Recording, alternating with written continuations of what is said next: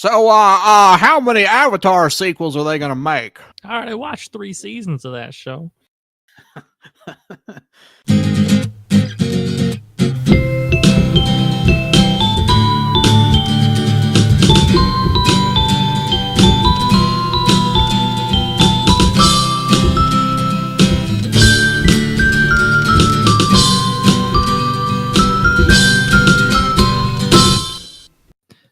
Well, thanks for everybody for joining us on another episode of the Digital Drive-In Podcast, where we talk about our favorite movies, or I'd force Garrett to watch my favorite movies, and then we talk about them, and then why they're so good and why Garrett's a piece of shit.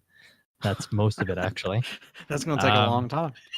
This is like the 6-hour podcast because I'm just derailing you for 6 hours straight, and then I start making fun of you. Garrett, what film are we gonna go ahead and talk about this week? I'm Avengers. Sure they already know it. Endgame, a story by Sapphire. I'm sure if you're listening to this, you don't need 2 losers on the internet to tell you what Avengers Endgame is, because chances are you've probably seen it.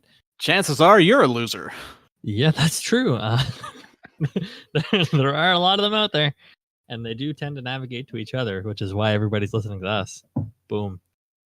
But Avengers Endgame, of course, has been out for, at the time of this, probably like 3 or 4 weeks. A year. Oh. Yep, a whole year. And thus, we felt that the dust has settled. Get it? Come on. Yes. Like Thanos. I got it. Like Thanos murdering. Oh, snap. Billions of people. The dust has settled on the film, and that we are about ready to dive into the final chapter in the MCU's Infinity Saga, with, of course, full spoilers throughout, as we usually do. But I feel like if anyone listens to this the only time anybody's ever going to listen to this podcast is going to be this episode, and it's going to be somebody that hasn't seen the movie. And then if I didn't put that warning, they're going to just hammer us for spoilers and then never listen to us again. So we just lost our only audience member, Garrett. What do you think about that? Don't care. Okay, fair enough. We'll dive right into her then. Splash. You dive right into her, and then you said splash. So Dragged Across Concrete, what'd you think? Yes. You imagine if we just did one of those episodes, posted like Avengers Endgame, and then we just talk about that? Yeah, the thing is, if you put that up on YouTube, you could get flagged. You'll get red letter media, yeah.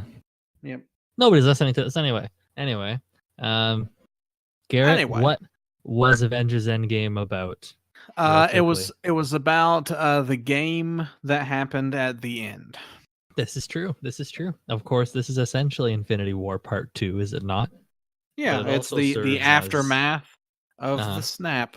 Yeah. Yeah. The snaptermath. Avenger snaptermath. Gosh. So, our heroes that we've seen for the last 11 years are forced to live with the reality of Thanos' snap and his mission completion at the end of Infinity War, erasing half of the life of all life across the entire universe. And then where do they go from here? How do they fix things? Where do you go? I was gonna go into like Guns N' Roses. Where do they go now? Yeah. Oh. We've talked a little bit about the MCU before, have we not? Yeah, we just uploaded the phase 1 at the time of recording. Yeah, we did have a phase 1 discussion on Endgame. So if you want to go ahead and listen to the start of the phase 1 discussion on the Marvel Cinematic Universe, so if you want to go ahead and listen to the start of the universe and all of its seeds that grew, and we have a lot of predictions in that one because we did it about 2 months ago, I think. And we should go back and listen and see if we got anything right, but probably not. Yeah, you never listen to the podcasts ever. I listened to half of The Wall. Yeah, because you told me it was funny. I thought it was pretty funny. Yeah, it's funny, but I was there. You're one of those you never take pictures or videos at a concert kind of people because you're there, enjoy the moment. Well, there's quite a phone either, so yeah. Well, I mean, there's quite a few directors that is once they're finished with their movie, they won't go back and rewatch it because then they'll want to change things or do it differently. True. Wish he said something. that you didn't. Yeah. Yeah. That's why the editing process is weird because I can like take out whatever makes me sound like an idiot and then leave you sounding like even more of one. Boom, Well, boom. if you took Gotcha. out me sounding like an idiot, I wouldn't be on the podcast. Boom. And remember, 6 hours just ripping Garrett, so it's starting early. We're going hard. Ew. Yeah. So we did not talk about a little film called Infinity War, Garrett, but we probably should have a little bit of a discussion on it because it is an integral part of this one. That of course came out last year in 2018. What was your kind of reaction to seeing that play out? I know you watched it on 4K Blu-ray, I believe. So you bought it on the home media release rather than seeing it in theaters. But what did you think of the balls that Marvel had to actually go through with all of that? Yeah, I don't know if that necessarily is balls at that point. I mean, it's sort of Sure. like, In this day and age, though, would you say it was a little risky for them to go ahead and do something like that with I don't know if the audience is a little more sensitive nowadays, or do you think they had a little bit more trust in the people that were watching it to go I mean, ahead? from a business side of things, I think they're doing the EA approach where it's like they're capturing smaller studios and smaller games so that they can put their own spin on it and get what they want out of it. So it's like Disney is in the mode right now of acquiring. Sure. It acquired Fox, it acquired the Marvel properties, it acquired Pixar, it acquired Star Lucasfilm. Wars. Yeah. So it's like once you put a certain amount of money into it, you have to make that amount of money back. And so Hmm. that's why they're releasing so many things but to say like the business acumen of knowing how much money you can spend because you know it's going to be able to make a certain amount of money back. So it's like that took a little bit of foresight to know these properties can make this amount of money back and we can do it in this way. Um so I think that that's good. But then, like with the stuff with like Star Wars, they're going to take like a couple years absence of releasing a film and then they're going to go right back into a new trilogy.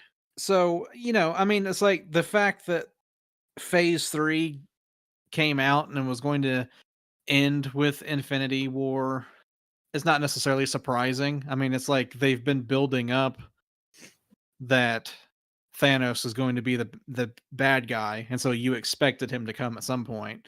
And if you're a comic book reader, you know what him showing up is going to include. So is that I don't know if that's enough of an answer.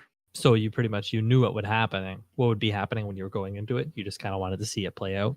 Yeah, I mean, and I knew that they wouldn't do it exactly like the books were because Sure. I mean, They're they missing allow characters some. too.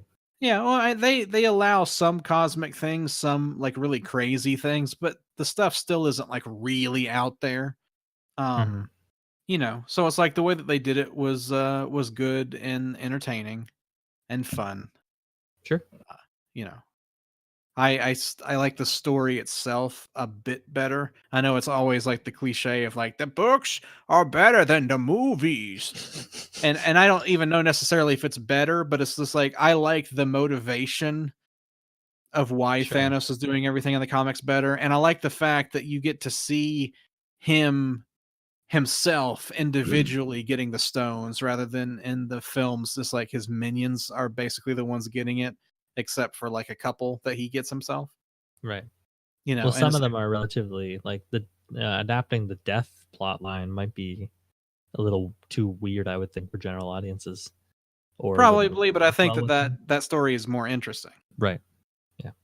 and then it's like having to outsmart people and to show like what kind of a strategist he is in the comics is more interesting than him just like walking up and taking it from somebody. Like, oh, Right. the gem is in your forehead. Well, I'm strong enough just to fucking take it out. Bam. It's mine. Okay. Sure. But then coming off of that one, because we could probably do a whole podcast on Infinity War as well. Did you have an idea of what they were going to do for this one? How they were going to reverse it? Did you think that the start of the movie would just be them, like Nebula running up and grabbing the gauntlet and re-snapping? Or did you feel like, the elements that ended up playing out in the movies ended up playing out? Like, did you think they were going to do time travel or anything right away? Did you think that they were going to royally fuck it up in some way? Or I thought, I mean, they already introduced the quantum realm, which already introduced that time was wacky there. right, And then they already introduced Doctor Strange with the stone that controls time. So I had a feeling that something was going to happen with Ant-Man and that realm going back to do the time stone, which then could do things. Either uh alternate reality so that they thought what they were seeing, like Thanos thought he won, but in reality it was different, sure, or they were able to do that to bend time and then change the result of the end. I didn't think that it was going to play out exactly the way that it did, but like the key points of having to go back to before the snap happened to correct things was kind of where I thought hmm it would have to go. What about you? similarly, especially once Ant Man and the Wasp came out, and there's a line in that one where they go, "Oh, careful, Scott, don't fall into a time vortex." So when they said that, I figured that they were going to be using that to lead into Endgame in some way. But like you were saying, I wasn't sure how they were going to do it. If they were again going to use the time stone, or if they were going to. And I think we did talk about it when we did the Back to the Future 2 episode. If they were going to hop back into previous films, events, and have them kind of running around in the background of some of the more, I guess, iconic moments of the Marvel franchise, or least iconic if you're a Thor: The Dark World fan. So I wasn't sure what they were going to do, but when like I don't like to build up my own expectations before to something like that. I don't like to like plot Sure. out the film in my head and then be disappointed by it. I know that's a big point of contention right now for Game of Thrones as well. People building up how the series was going to end for years and years and years, and it's not necessarily going the way a lot of them thought it would. So I think that leads a little bit more to the apprehensiveness of the reception for the newest season of that show. So going into this, I figured they would do some time travel stuff. I didn't know to what degree, but I also didn't care. I just kind of wanted to see how they would do it, and then I would kind of judge my feelings on how they actually executed what they wanted to do, Right. Yeah, that makes which I sense. thought was, and we'll get into it, done very well. I thought that they pulled off what they did as well as they could have. There are some issues here and there, but I think that as like a core structure and such, I don't think they could have probably done this in any other way, and had tied it together in as nice of a bow as they did. It's almost a marvel. Yeah, I know. I'm on fire tonight. And I guess that leads into the plot then. We should talk a little bit about that, shouldn't we? Sure. Considering it's the movie and all. But what I wanted to talk about specifically with the plot is there is sort of three distinct sections to this movie, and typically that is like the three act structure or whatever. But I almost feel like each section, each act is a completely different tone and a completely different kind of movie altogether. I don't know if you felt the same way, where it was like three very very distinct almost portions. Yeah, I mean, it's sort of like with Infinity War 2, there were rarely times when like everyone was together, so it was like almost like written in sections and then kind of put Yeah, together in the same film. So it's sort of like, yeah, it's almost like three distinct episodes that were right. leading up to And I something. Yeah. think in Infinity War it helped too because it allowed us to really in grouping up the teams in smaller groups, we got to have a lot more fleshed out characters in some of those regards, as opposed to either spreading them all out thin, so everybody trying to fit like screen time for everybody when everybody's off doing their own thing, or having them in one giant clump and trying to tell a story with them all together like that. I think could be very difficult. So splitting them up in Infinity War, I thought was really good. I still think they could have given Cap a little more stuff in that movie though, but in this one, it's we're almost with the core group the entire time, which is Right. pretty cool. So it's the six core Avengers left over, plus a few others: Rocket, Nebula, War Machine, and Ant Man. But the movie starts moments after Infinity War, I guess. Well, the movie technically starts like Before. in Infinity War. Yeah. What did you think of that opening sequence with Hawkeye and his farm? Because I think we all knew it was going to happen, Right. but Yeah, I mean, it's good to get caught up. Like we didn't really get to see the result of what happened with him. He wasn't was he even really in Infinity War? He's not in it at all, no. Yeah, okay. So it's like it's kind of nice to get, okay, this is what happened to a character that we didn't see in the previous movie, to get you kind of like back in that mindset and to show you this isn't something that's just easily fixed, you Right. know. So it's like they to give the story weight, to give it a little bit of emotional resonance. I know like people in the theater were like sniffling at it, and they were like gasping at certain points, even though I was like, come on, man. At It's, that point, especially, there were people gasping. So I went to the. Did you go to the Thursday one? yeah. Okay, so we both went to the Thursday one. Did people gasp at that part of the Thursday one for you? Hmm. Hmm. Because it was like, come on, people, like, you're here to see the advanced screening, I guess, for the movie. Like, were you not expecting it to tie into Infinity War at the start in some way? Like, people were gasping when his daughter disappeared, and it was like, oh, come on, some one of them had to be. I could get gasping when like all of them are gone because you can be like, holy shit, they just took them all. But right off the start, it's like, oh, come on, guys, did you expect it to be like all happy and cheery? They just wanted to check in with Hawkeye for a bit, and then they'd piss off. Yeah, but remember that general audiences. True, I guess. But soon after that, it does transition a little bit into moments or days or weeks after Infinity War. And soon after the Avengers, now with their new friend Captain Marvel, go find Thanos and promptly execute him because Thanos has destroyed the stones and they have really no use for him anymore then.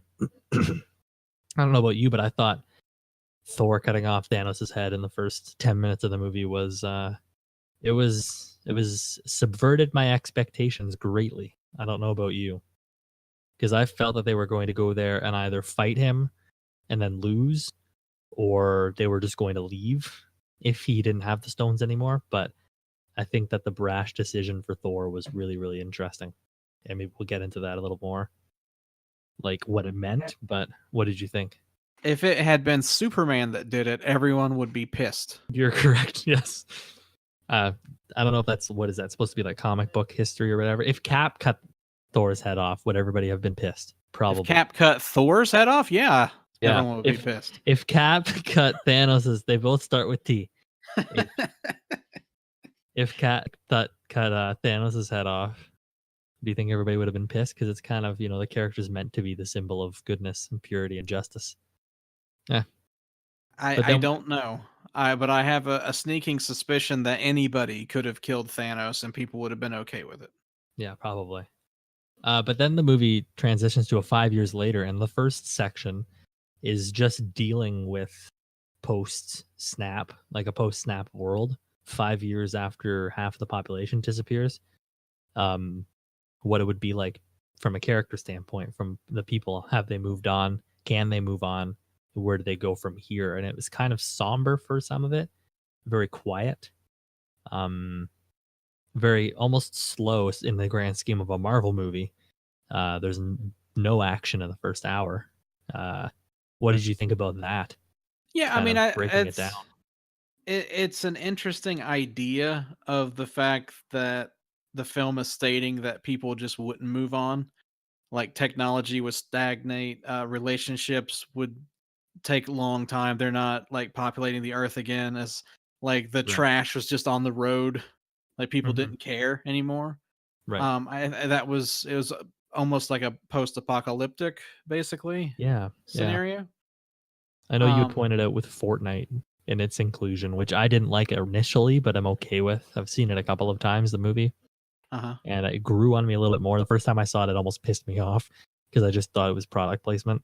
But the more I watched it, and then you had said something as well about it and the technology. I don't know if you want to get into that, or you Well, kind of yeah, I already mean, did. yeah, just the fact that they're not progressing any. That it's a very very basic simple game, and it's still it's the most popular game now. It's still the most popular game in 5 years because no one has sought to push technology or anything. Nobody's made They anything bigger. Yeah, they've stagnated, and it's Thanos's point that Sure. he did this so that humanity could move on, could have a fresh start, but people just are wallowing in their own self pity and they're not actually doing anything. Right.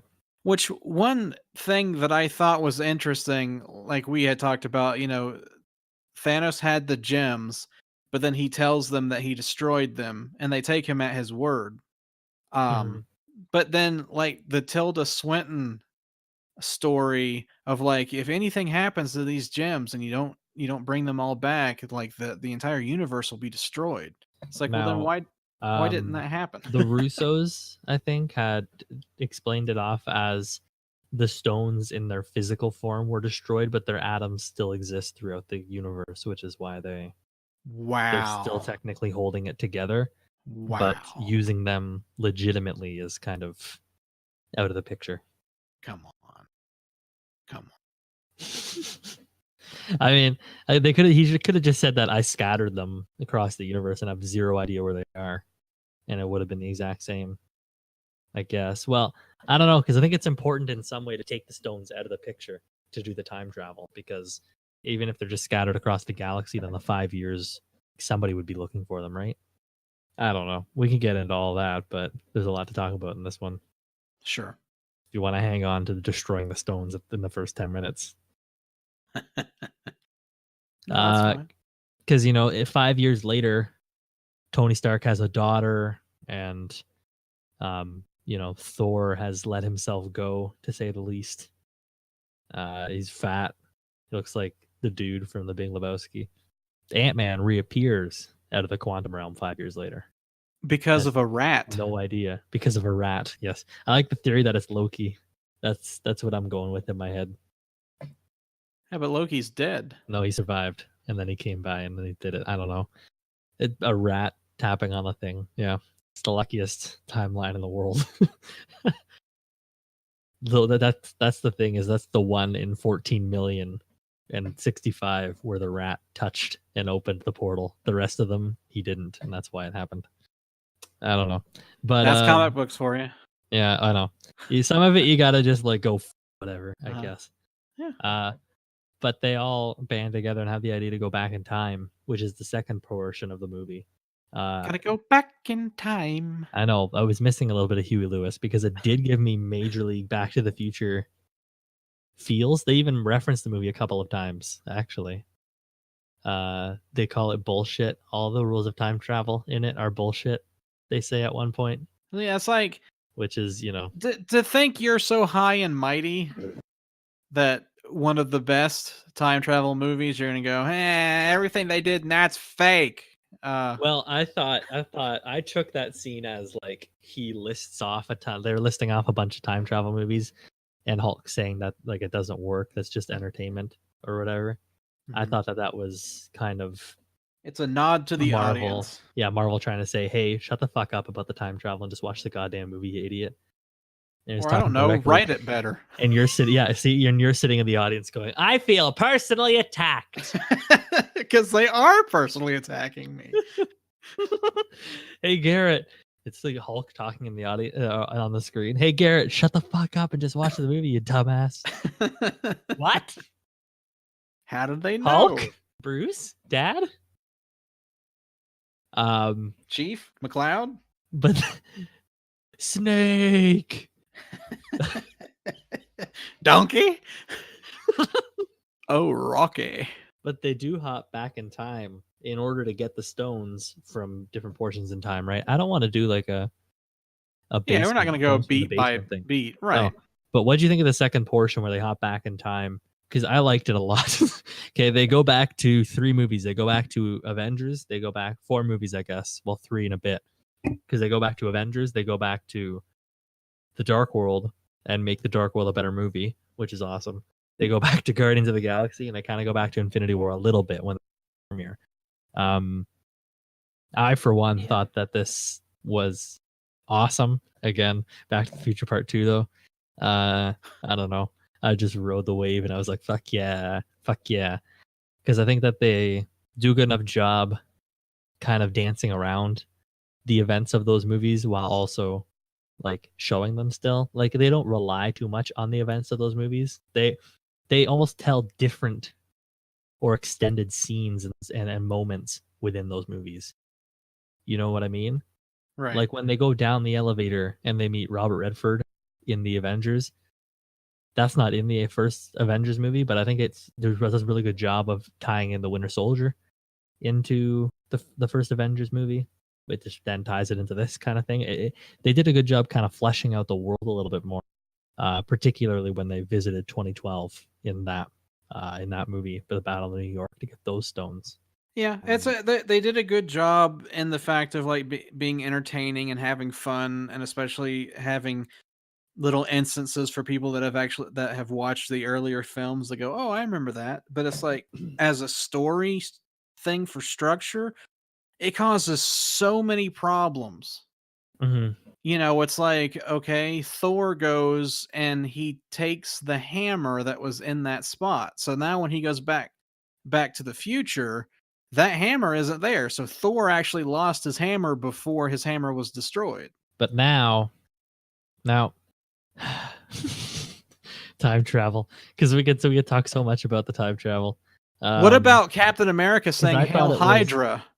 yeah. He So would never do anytime, that. no, but I mean, like it was cute for in that scene, But I thought that the time travel in this movie was based on going to other realities at the same time. It was more of a time and space travel. right? But They hopped they into didn't different do it time. that way Just because with the cap at the end is the only thing that busts it, but I mean everything else makes it work. like later on, Because Tilda Swinton even talks about like, this is my timeline. Don't take my Infinity Stone to fix yours, right? Because she talks about breaking it off too. right? But Like, the thing if you is, take my time stone away, it's gonna fuck up my reality. So I have okay, to go back to yours and fix yours.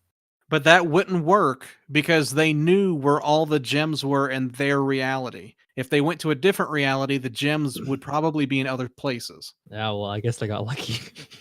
I mean, it's honestly, it's bad script writing, but it's entertaining and people have fun and I can understand it. But from an actual like thinking about it and stopping and thinking how would that work, it causes so many problems. You know, Mhm. if any of the people ran into Cap later on and they said Hail Hydra to him, okay, what would the real Cap think about that? When Cap is like the whole thing of like, don't run into your former self, and Cap does.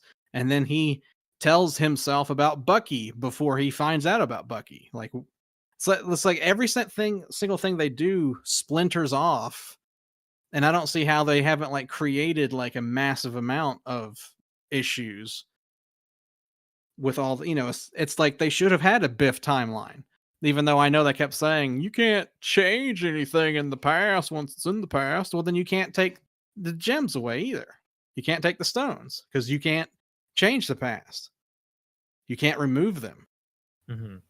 It's But like the, yeah. they want Well, they their talked cake about and to eat bringing it the too. stones back to the original, to that moment as well. So theoretically, once Right. then Cap appears and gives the stone back, I guess. So it was almost never gone. But if that's the But case, why are the soul stone deaths permanent?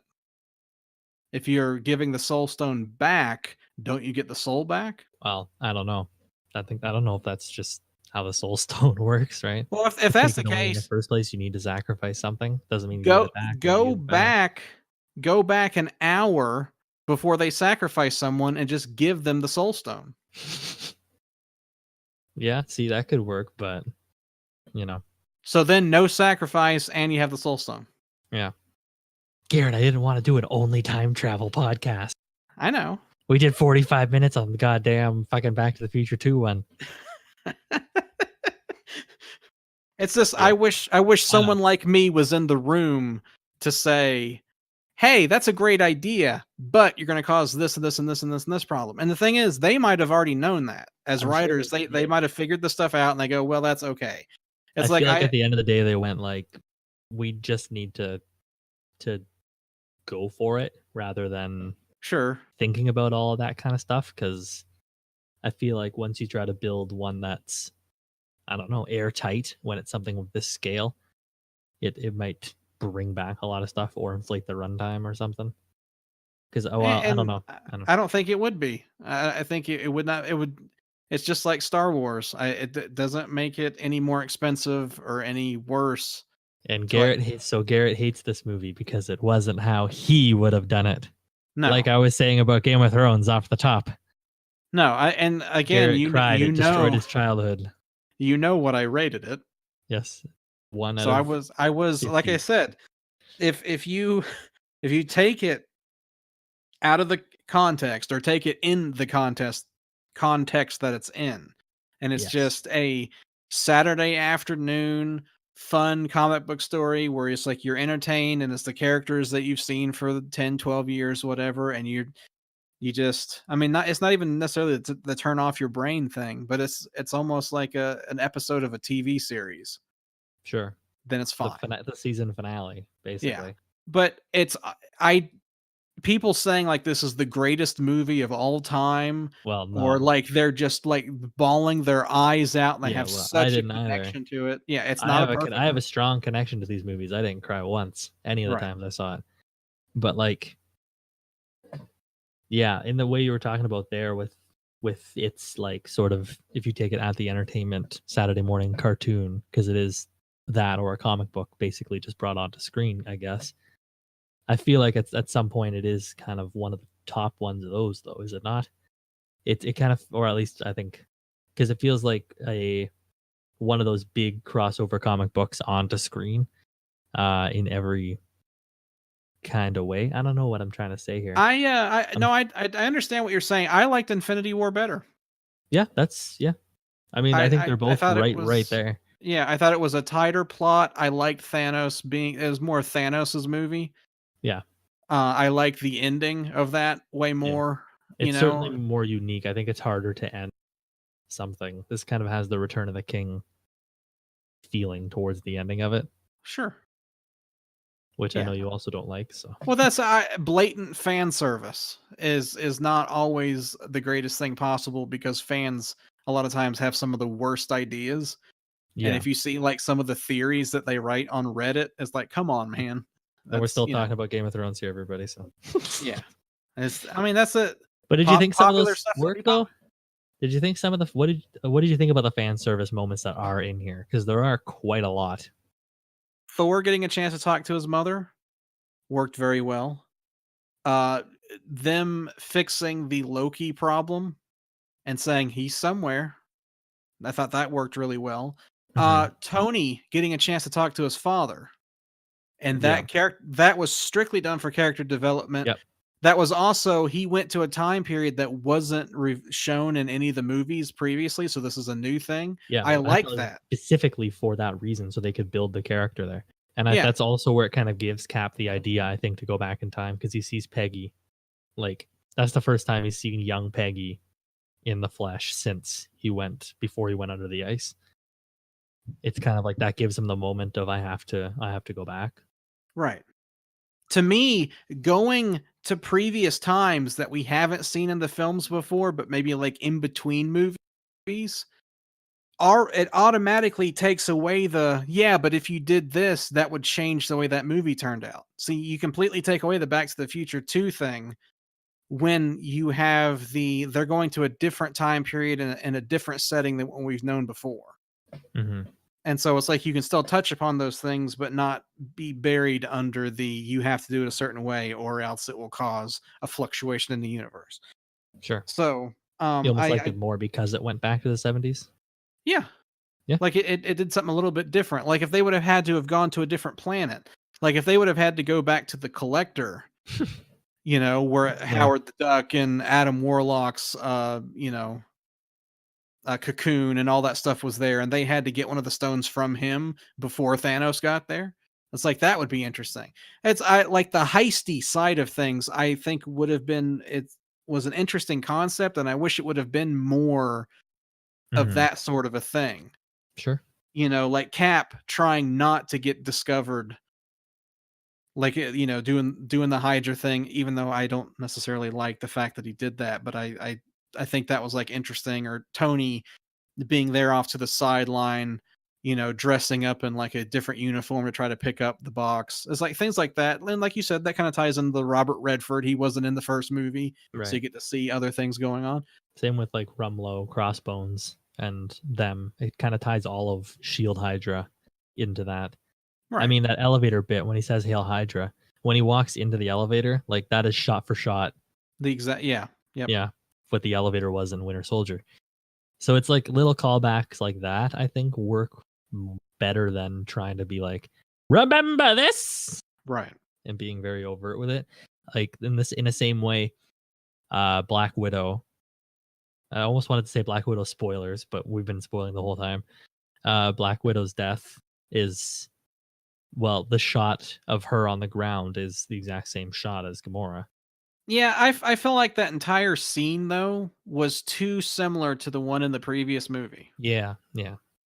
and it Which went is on the too additive that long. it did go on too long for almost. It's very weird because they set up the fact that they're going to Vormir and then they don't revisit that for 40 minutes. Um, but the audience knows that they're going there and one of them has to die. Or the audience should know that. Right. Because then we almost have 40 minutes of break in between to like come to terms with one of the facts. So I actually didn't really, not that I didn't care about Black Widow's death, but I had already come to terms with it much more than something like Tony's, which happened like in the moment and Right. then they dealt with it. It was like I had that 40 minutes of like, well, it's going to be either Hawkeye or Black Widow. So it's going to be one of Well, those two. And then 40 minutes later, you can kind of what see if they where it's go up going. there by themselves? You got to come back. Come back later, idiot. You know what Come I back mean? later with somebody. As Yeah. like I don't know. To me that's a stupid premise. You have to sacrifice someone since you brought two people. Yeah. Well, I think that's what it always is, even if you bring two people. Or is it just something you love? Like, can you go up there, stay there for 20 years, fall in love with Red Skull, then push him off? Boom, beat the system. Well, what if Deadpool showed up with a chimichanga? What if see, Hawkeye's just selfish. He didn't throw his bow and arrow off the cliff. Asshole. Could have saved his friend's life. I mean, to me, to make it different, have them. I mean, even if you have to have two people up there, have them doing stuff like that or talking it out, and it being like comedic. Like one of them's gonna have to die, but be like he throws his glove off. Like he had like maybe or he has she has like a picture of Bruce Banner or something, and she throws it Right. off. You know what I mean? It's like do something that's And the like Red Skull's just heartfelt. like, you fuck. Yeah, No. I mean, to like the Red Skull look. I mean, that's another thing is it's not Hugo Weaving, so it's like he has no fucking personality. Um, Hugo Weaving's Red Skull didn't either. I know, but he should. This guy acts like Hugo Weaving's Red Skull would after staying up there for like outside of time and space, basically. Would you not have liked to have seen what Cap would have said when he Yeah. I returned the would Soul have. Stone? I would have, but at the same time, I feel like it. Like, do we need it with when he goes back in time? Is it a better deleted scene just to see, or is it a better like short they could put on the Blu-ray or just release? Because I feel like if you put that scene in the movie at the end, it might break up the kind of resolution. Yeah, Because I think he gets that circular story just by going back and dancing with Peggy. You don't really need to have him encounter Red Skull again. I don't know. yeah. I think they didn't really know what to do with Red Skull. No. Well, I don't. Yeah, yeah. I don't even think, is he called Red Skull like in the credits? No, he's called whatever being he is, Yeah. like the So protector of the Soul Stone or whatever. he is Red Skull, but just in appearance Right. alone. Like Vormir has basically taken him over. And that's the thing is like I think that's why I like the Thanos story from the comics because it's not such a simple way of getting all the stones. Sure. It's more complex in that aspect, and it's a shame that it's just so See, simplistic. he hates it because it's not what he wanted it to be. I'm just fucking with you. No, I understand. No, I think that's fine. Again, it's a criticism that I have for my viewing aspect. Other people Sure. don't care whatsoever. It's like I wish that the story itself was a little smarter. It's like the characterizations, especially of Cap and Iron Man, are really well done. It's a really great ending to their character arcs. They became different people than what they started the series as. They became actually the polar opposite of what they said to each other in the first Avengers. Did you know that at all? You have to Because Refresh in my the first memory. Avengers, they're fighting, they're spatting at each other, and Steve tells him that he's never going to be the one to make a sacrifice play. He only cares about himself at the end of the day. Like he'll Right. never do that all. And then Right. Tony tells him that everything important about him came from a bottle, which Right. of course they basically grow past that at the end, right? Right. Cap is worthy of lifting Thor's hammer. Just inherently, you can't be worthy just because you're strong, just because you have the super soldier serum. You have to be a good person. Tony does make the sacrifice play because he cares about more than just himself. So you're right. It's such a it is a nice ending for those two characters for sure. It's like I am sad that Hulk didn't get more of a time to be himself. Hmm. I feel like Thor Ragnarok is like the best Hulk, and I wish he was that Hulk in every movie. Thor like water, Hulk like fire. Hey, I know him from work. Oh gosh, but yeah. But Yeah, speaking of which, yeah, Thor is really good in this too. yeah, Thor is Especially with what hilarious. happens to his character. Even though With again, it's played for laughs, but there's some stuff underneath. there is, I think he lost everything be right before Infinity War or in Infinity War. His one goal, his one mission was to kill Thanos. He failed at that, and then he lost more because of it. Right. So it's totally understandable that he would just not give a fuck about anything anymore, including himself. So initially, while it is, you're right, it is played for laughs. If you look at it a little bit more, I think it is a little bit deeper than that. And they don't, it's played for laughs initially, but then they just kind of forget about it, right? I think they make like one joke later on where his mom tells him to like eat a salad or something. But Right. other than that, it's not like they're not chirping him the entire movie for being fat. Even at the end with the Guardians, like Star Lord isn't like, yeah, but I'm buff and you're fucking fat.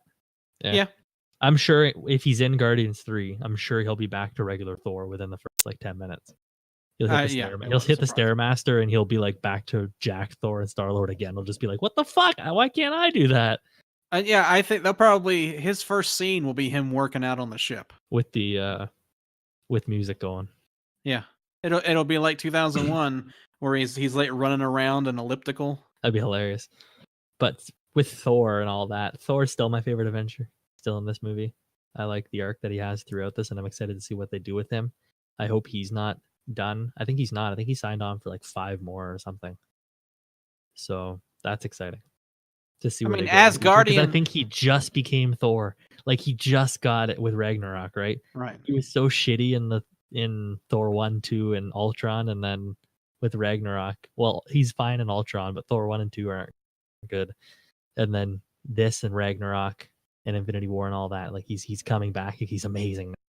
So I'm Like excited to see where they the go. name as Guardians of the Galaxy is too good not to use it. I know. I don't think I think it'll be Guardians of the Galaxy Volume 3, and then I think they'll do a spin-off called that as Guardians of the Galaxy. But I don't like the new dynamic with Gamora. you don't like the 2014 thing. You don't like how they're gonna do a search for Spock with Gamora. No. I hate character resets like that. It's like, Yeah, I do as well. okay, the Soul Stone, she should be dead. She can't Right, because exist. it would be scary. It would be not scary. It would suck if they did that with everybody, right? And I think having that feeling with Gamora is like, oh, thank God they didn't just revert back to pre-Infinity War. Like, thank God they didn't stop Thanos before the snap in Infinity War and invalidate any character growth past that. Right. Yeah, I But agree with you. It's kind of we'll it's see where like, it goes. but in the past, some characters have done that. Like Iron Man 3, Iron Man gets past a certain point, and then in the next movie, he's kind of Yeah, back to and where he Ultron is started. back to Iron Man. Yeah. And then it kind of did a little bit with Thor about him losing the hammer and like he had to be a different character, but then he gets the axe. Hmm. And it's like, and there were other little things like why did Thanos care so much about getting that, Peter Dinklage to create a gauntlet when Iron Man's gauntlet would work just as well? Yeah, maybe that's his. Would that maybe be like his hubris? Like he wanted to go to the god forging weapons because he thought himself a god. So he's like, yes, make me the greatest weapon ever. Oh, great dwarves. And then he kills them all. And now he's like, now nobody can have. as good as mine. It just you would think as much of a military strategist as he was supposedly to be, that's kind of a huge error that seems out of character and not, like, noted in the Hmm. movie that he was just being arrogant. It seemed like it was part of he understood everything about the stones, therefore he knew what it was that they specifically needed. Sure. Because isn't in the background of the first Thor movie an actual gauntlet? I think so, but it's a fake, right? They tip it over in Ragnarok or whatever. Yeah. She's like, "This is a fake." It's almost like Odin had the gauntlet to be like, "Aha! Look at me. Be scared of me." Eh. Oh, well. Um, there's probably if there's two fan service moments that are the most fan servicey. I don't even know if this first one is. What did you think about Cap catching the hammer, and why was it the most hype thing you've ever experienced in a theater? People did flip out. It was fucking mental, dude. It was nuts. It was like, finally, thank God. And Thor immediately goes, I knew it. And it's like, yes, we all knew it. Like, thank God he finally did it. It's amazing.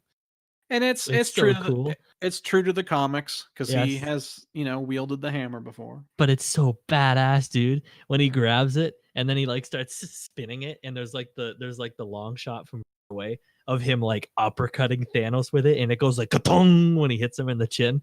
It's like, Right, oh yes. It's so good. That whole fight is amazing with the between like the three of them and Thanos, the right. big three with Iron Man and Thor and Cap, and then they all get their asses kicked. And I don't know. I thought that once they bring everybody back, like the last hour of this movie is just fucking nonstop, just mental. Like it's insane. Yeah, and with all the CG, my Yeah, mind yeah, I starts know. to time Yeah. out. You start to gloss over or whatever, but Yeah. I guess what was some of the one-on-one fights you probably liked a little bit more than the giant battle, but Yeah, it's like I know what they were going for, and in theory it was fine. We had the ladies of the Marvel universe get together and all the ladies hooped and hollered in the theater. sure. And I do feel that moment is very pandering, very much like, see, it's like the women of the Marvel universe, get it? But I think it works still quite Yeah. well. Um, I really don't care.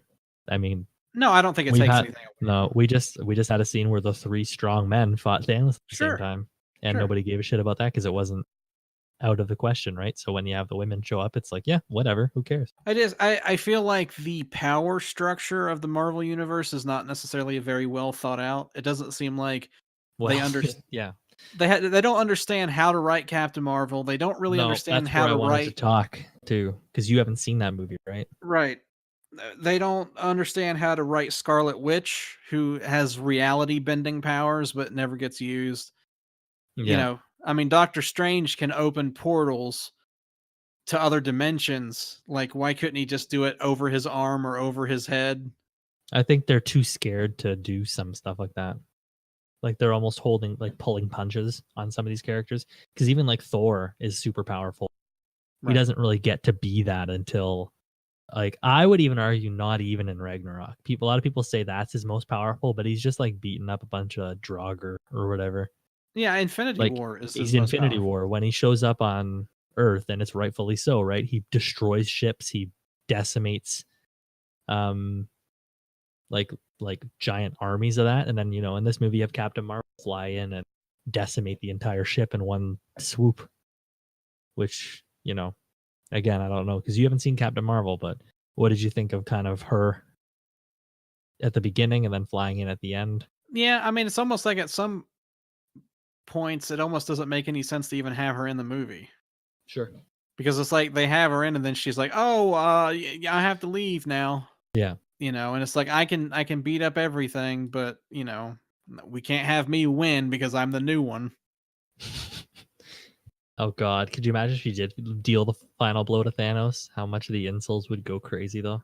Sure, but I mean, it's I like, mean, it's not a good story writing either, so I wouldn't be very happy either, but I wouldn't be like, "No, they gave it to the woman." yeah. I mean, But it's one of those things where, like, in future movies, how is there going to be any threat bigger than this that they'll need all of them together with their godlike powers to overtake? in the future, because now we have Scarlet Witch, Thor, and Captain Marvel. theoretically all working like because they're aware of each other. What is going to be the threat that can go up against all three of them? Or is it just going to be a thing of like Captain Marvel's off doing space stuff, Thor is off doing space stuff, so like they're not going to come back for smaller events. It's going to take a Thanos to get them back, but who is that next? Galactus? Yeah, or Doom. But would Doom be a cataclysmic event? Like, would he be enough to bring them Yeah, back, or is he like yeah, more of a or like Loki no, or it more of would an be like Ultron? Secret War.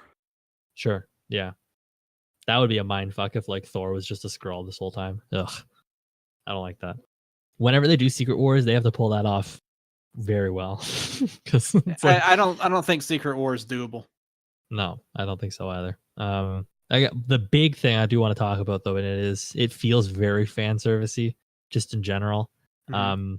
It's just the entire return sequence when everybody comes back. Right. It's not really fan service. Well, is it fan service or is it like payoff? Like this is the big, like this is it kind of thing. I don't think it's I mean, you can have those at the same time. They Sure. don't necessarily have to be one or the other. It can be both. Um, and we all knew they were going to come back, right? Right. I think we all did. But the way it is laid out and the way it is executed on screen, I feel is just so good. It is such like a satisfying like It's like ripped from they the did pages it of a comic moment. book. Yeah. It's like thank God like they did it. It's like once they all show up, you know, like we're gonna win. This is it. We can do it. Yeah. It's like you're fighting for your favorite sports team or something, basically, once they all start to show up. I'm a huge Winter Soldier fan. One of my favorites in the Marvel universe. So having Falcon say on your left to him to Cap when they're coming in. I don't know about you, but it was like, amazing. It's a good thing you're not in the theater with me because that was just hard for 3 hours straight. Oh jeez.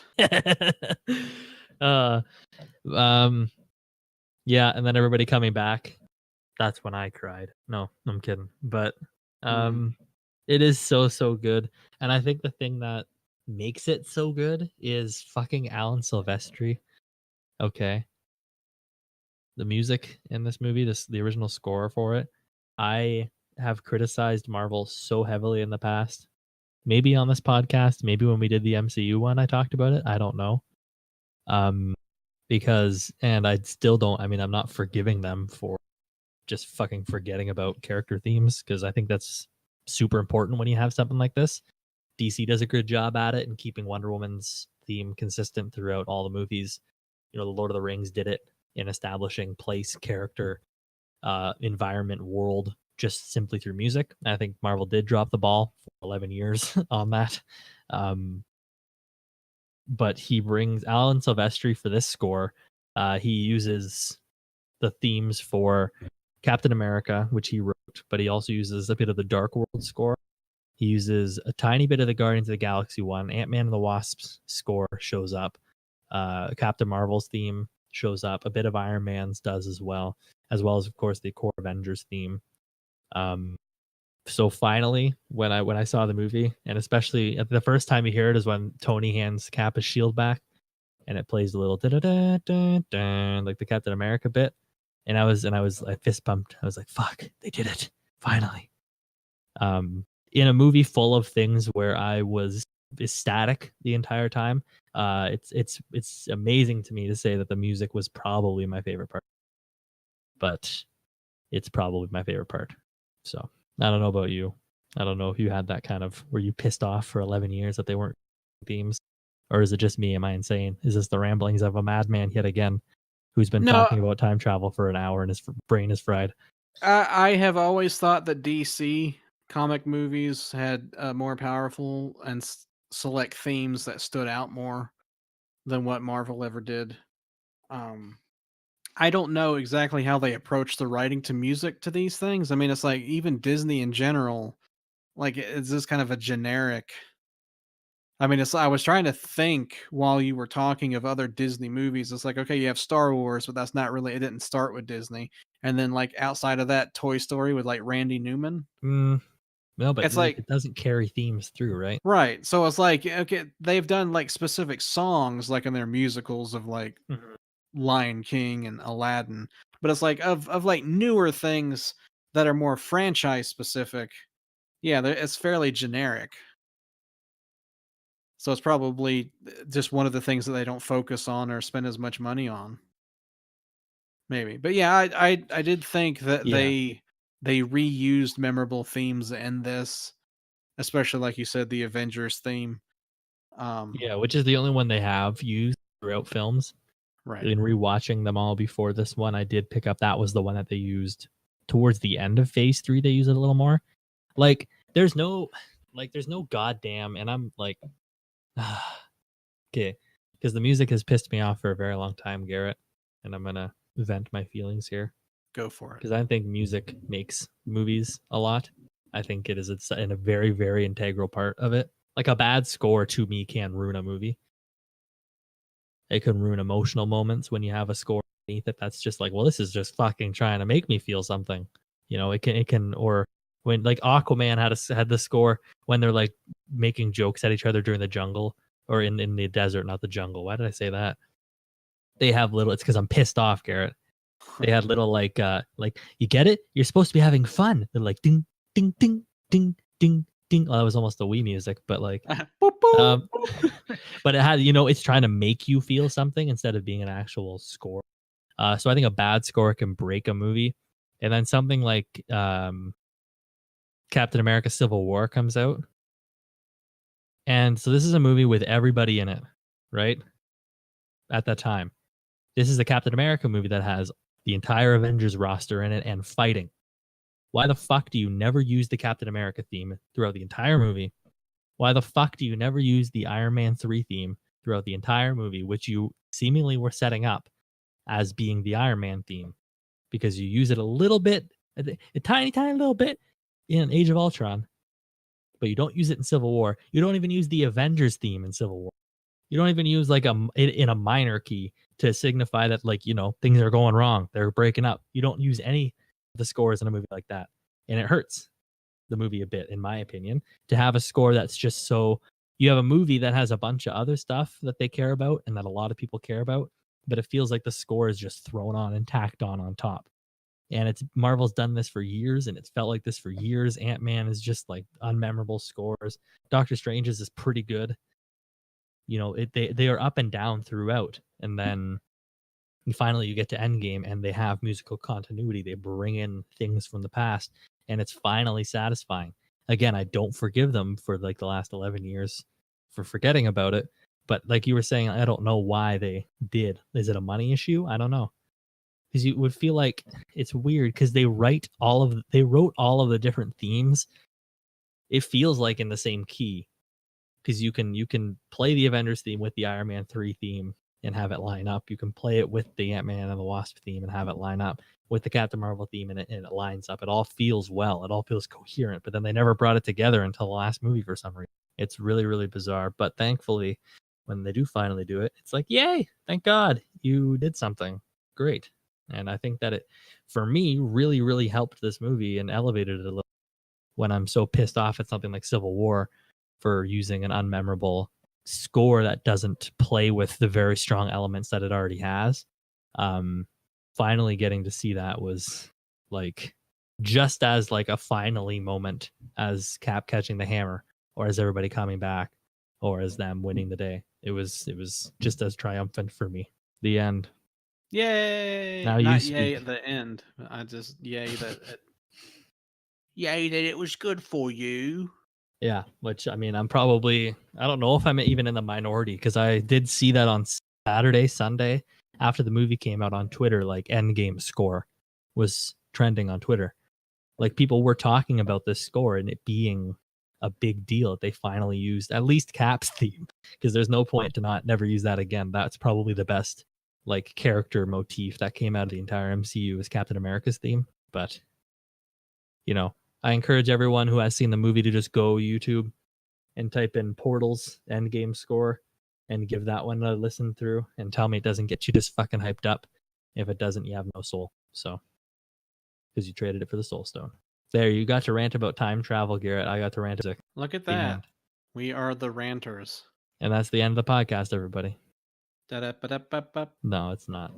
We have a lot more to talk about here. Another 6 hours to go about just berating Garrett for being a fuckhead. Right. What else can we talk about now? I'm just seeing red after that. I'm really The busy. future of the MCU. Well, I guess like before we get to that though, like like when everybody comes back though, like what do you think? I know your eyes glossed over, but like did you what how much do you check out when a big CGI battle like that happens? Like could you see what was going on or were you just like No, I still pay attention. I mean, It's there was just a lot. it's not engaging. Like Yeah, the sure. people beside me are like pumping their fists and they're excited, and I'm just like, okay, yeah, whatever. Did you have cheering when Black Panther came out? When he walked out? I there was clapping and cheering when everything happened. People are Really? idiots.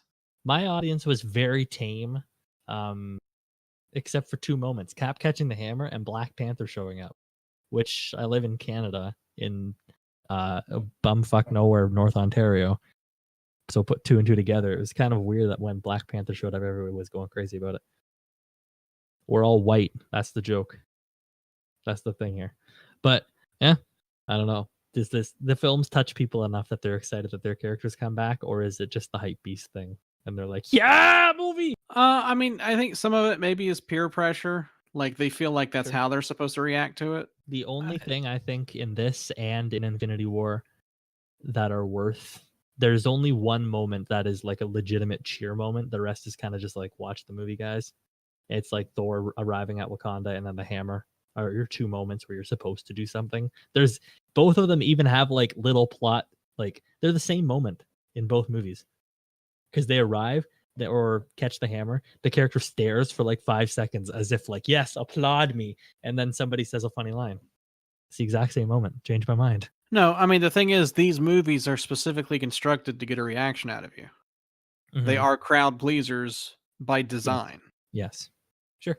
But the thing is, that doesn't do anything to me. And it's it's not like this is a new thing. It's like even like Spielberg movies are made specifically to get a certain reaction from you. Don't you You know, cheer when the T-Rex shows up at the end of Jurassic Park? I don't, Yes! The I T-Rex don't, caught the hammer. I don't think I've actually cheered in movie No. ever. No. No.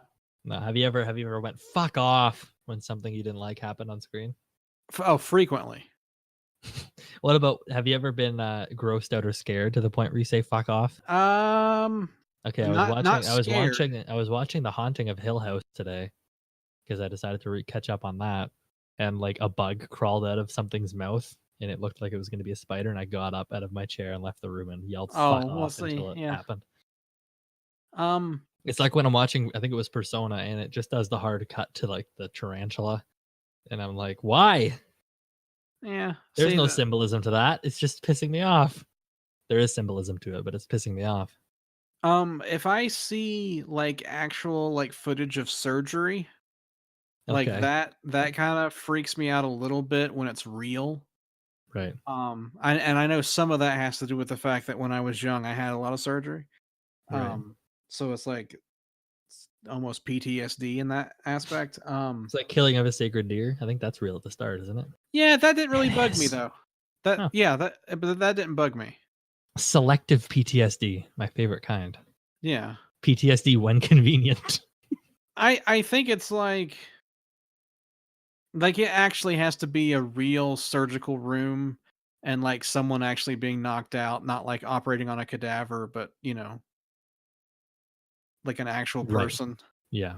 It's like for some reason, subconsciously or whatever, I can tell when the person's actually dead or when it's a fake plastic thing or when they're actually alive getting cut into. Right. Um, Yeah. so it's like that is gross. Like there have been horror movies where I've like laughed because it's like so over the top, it's ridiculous. Mhm. Um, Well, comedy's different for reactions, isn't it? Or did you just not laugh at all in this movie? Did you just exhale through your nose a couple of times? um, there were a couple times I remember laughing. Was it when Chris Hemsworth walked when he was Fat Thor and he walked into the light and you saw the full figure in all of its glory? No, I didn't laugh at that. He stands there for like 15 seconds. Look at me. What did you laugh at then? I'm Sorry trying to. to derail you. No, I was trying to remember what it was. When Ant-Man has his taco and Yeah. and the thing and the ship comes down and blows everything out of the taco. Yeah. And then and Hulk shows up and has 2 in his hand and hands it to him. Aw. I kinda giggled at that. It's so wholesome. And Supersonic Rocket Ship is playing. Yeah, I was gonna say, I Beep, beep, think beep, there's beep, one beep, where beep, beep, beep, Rocket beep, says beep. something. Rocket's just fucking funny in general. I I love him I in I everything. think it was he's, like, working on the time machine, and Iron Man called him Ratchet, and then, like, Yeah. he responds something to it, and I kinda giggled at that. And I don't even remember what it was that he said, Yeah. but it was kinda funny. There's a part in Infinity War when like Star-Lord steals his backpack, or he steals Star-Lord's backpack as he's leaving with Thor, and he gets up, he's like, "Hey, that's my backpack." And Rocket just goes like, "Oh, go sit down." It just cracks me up every time he says anything. "I quill you one sandwich away from fat." That was Uh, almost like an old Jewish mother. like, when Groot was getting like, when they're in prison, I mean, in one of the other movies, and he's, like, Yeah. trying like, Thor needs the eyeball or whatever, Yeah. and he, like, brings back other things, it's like, "No, that's not the thing, go back and try to get something," like, Yeah, that that's I number like, 2. that was funny. No, it looks like a fin. You know, or no, it looks like a patch. It looks like this, and he like points on his shoulder, and he comes back with like a toe. Right. We're It's never like gonna we're never he's gonna like, "Where speak of did you this. get that?" Yeah. It's like, that was funny, the "I'm Mary Poppins, y'all." I mean, but Yeah, I love Michael Rooker. yeah. Um, Suicide Squad hype. so it's It's weird like, that to I'm me actually saying Suicide Squad hype with how much I hate that movie. I'm well, it's so different excited for people. James Gunn. That's the thing is I like James Gunn and I like, Ragnarok, and to me, those are the 2 best, Yeah. Could you Marvel feel the movies. could you feel James Gunn missing in this movie in the Guardians scenes? 100%. Yeah. It 100%. wasn't just me? Okay. No. Because I felt like every scene that involved, especially Star Lord, I felt like you could feel the James Gunn input missing. And Yeah, the scene at the end is actually weird to me. Like where they're all on the ship and Thor and him are like fighting between each other. I'm like, this is not working. Why isn't it working? right. Like the comedy, I mean, like it's not working between the two. It just feels Yeah. off for some reason. And I think it was because James Gunn wasn't on set doing it. I mean, it's like Groot was barely in the film, Hmm. and it's like you feel him not be there, and the same thing, with Dave Bautista. I just he's not I the mean, same character. but there's such a good moment with Dave Batista in this movie where it's when the fight happens, when it initially starts or whatever. And it's to the point where when I'm listening to the soundtrack, all I can hear is him yelling because he hops on the back of like some big monster and stabs it to death or whatever. But he just goes like, ah! He jumps on its back and stabs it like 10 times during like the long take or whatever. Can I call it a long take if it's all CGI? Yeah, it's still a long take, it's no cuts, yeah. There you go. Those are all good. Speaking of long takes, there's a long take in this movie where Hawkeye at the beginning of the film is in Japan. It's like a 2 or 3 minute unbroken shot where he has like a sword fight with a dude. Yeah, and it How didn't really awesome was fit. that? It didn't It really was fit. so good. What are you talking about? It was like, yeah, this is amazing. It's I'm not saying I didn't like the scene. I mean, it Yeah, was you're very saying you much hated so. the movie because of it. It It's broke the movie. it's very Ruined your much childhood. goddamn Lone Wolf and Cub, Ryan it Johnson it strikes has again. it's Zatuichi. It's like I like Ratatouille? swordplay and I like Japanese films, so it's not like but it's like it didn't really fit. It's like if it would have been more of a he turned into this kind of vigilante because of what he doesn't have his family to anchor him anymore, Mhm. and it was more of a driving force of his character if he was more like Batman-esque. But I mean, Marvel movies just don't get that dark. Right. So, it's like even the killing of Thanos There was is was some f- blood f- for it though. yeah, but I mean, it's like it's still played. There's still lots of jokes, and it's not played as serious as it would Well, be in other yeah, films. here's the thing about that. So like my audience laughed when Thor goes aim for the head or Hmm. whatever. But Hmm. I wasn't laughing. I was like, oh fuck. Oh fuck. Yeah. When he goes like I aim for the head, I didn't feel that as a joke. I felt that as like he already knows he failed and he cutting the head off isn't going to do anything he needed to do it. It was like a reactionary thing. Maybe he didn't even want to cut Thanos' head off, but he just did it. And he's like, yep, I fucked up, guys. I don't know. I didn't think that was intended to be a comedic line. I thought that was intended to be the start of his descent. But whatever. Into darkness. Star Trek 2. Yeah. Where's Star Trek 10? It's not anything because it's not actually Star Trek. What? Star Trek died with Roddenberry. Star Trek died with the best Star Trek movie. What is the best one? The one where Kirk punches God in the face. What does God need with a starship? I just need to fuck bitches. No, the best one is either The Voyage Home. It is The Voyage Home. What are you talking about? Or The Undiscovered Country is also. It's a really good ending for the series. I love Voyage Home. That one is such fun. Anyway, this isn't. What do you want to do? The Voyage Home at some point? Not today. Not today. No, I think all Star Wars, all Star Trek, all of those to me are open. Sure. Well, at some We point should we'll do have to video game movies. Yeah, sure. Mortal Kombat Annihilation. Oh gosh. But speaking of things that are open, where does this leave?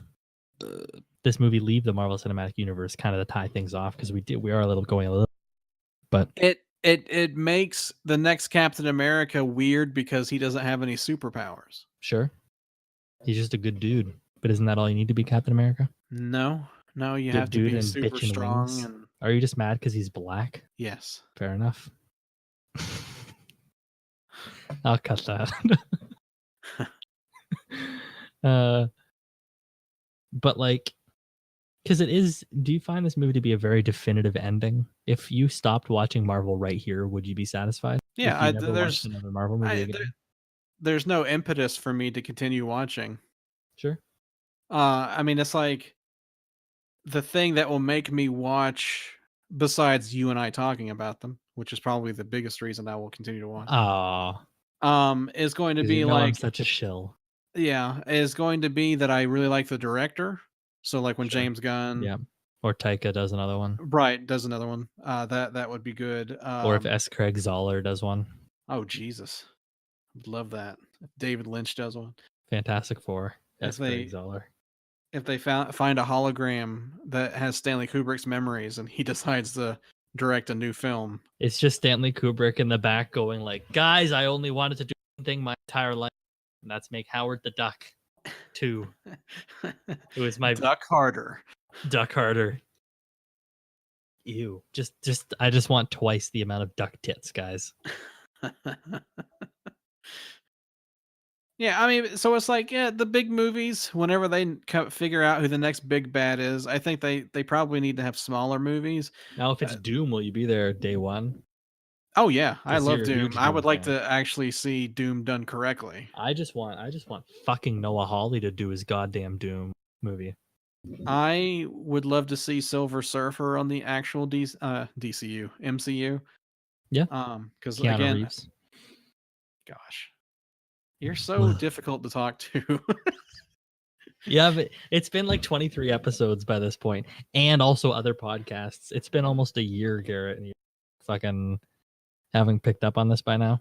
No, my sole purpose is just to annoy you. Well, congrats. Like Nova is one of my favorite characters, but they like completely did away with the interest of any of those. Xandar, well, they set that up though. Xandar has been decimated, so can't they bring Nova in as the last one? It could be. It's just that they made them shitty. They made them shitty. In the Guardians movie. Well, they could bring it around. You can have Nova have been the cool one. That the thing is, he was off doing shit while Guardians was happening. Oh, go fuck yourself. I don't know. They could bring it back. It's like, I think Adam Warlock could be cool, but I don't know how they would do it now. They're definitely doing him because they introduced him a little bit in Guardians too. I think that was more of Adam. No, see, the thing is, it's gotta happen because I just want. But it was a post-credit scene, not an Easter egg. She outright says the word Adam, and it shows his cocoon. But the thing is, he would have come during the Infinity War. Yeah, I know. Unless they're using him for something else, but I just want to see Dennis from Sunny as Adam Warlock, the Golden God. No, he should have been Ted Bundy. Yeah, I know. We should talk about that movie. I don't want to. That air quotes movie. You don't want to talk about the future of the MCU, or do you care? We did a little bit. Okay, Well, where do you think yeah, it that's goes fine. then? I didn't know if you Where were do you think real. it goes then from here? What do they do? Where can they go? They just got X-Men. They just got Fantastic Four. Yeah, and I don't think they're going to bring them back right away, but you do No. have to have the multiverse. Maybe Fantastic Four might be in within the next few years, but not X-Men. I think X-Men's too big. Fantastic Four hasn't had a good iteration on screen. The thing is, Fantastic Four and X-Men have to be the next big phases. Yeah. Well, I What- think they can wait till whatever phase 2 of this set is for X-Men. I don't think they don't need to do them right away. It's whether it's too hard or something too big, but Fantastic Four I think is small enough they can just bring them in. Like they're big, but they're not, right? Right, but it's like X-Men's the Fantastic like 100 Four. characters. The Fantastic Four have great cosmic villains. So if Sure. you want to up the ante of having like a Galactus, have to have the Avengers come in. And they're like, Tony's not here anymore. Who's the next smart person? And Bruce is off planet doing something else in another movie because we still won't make our own independent Hulk movie. It's John Krasinski as Reed Richards.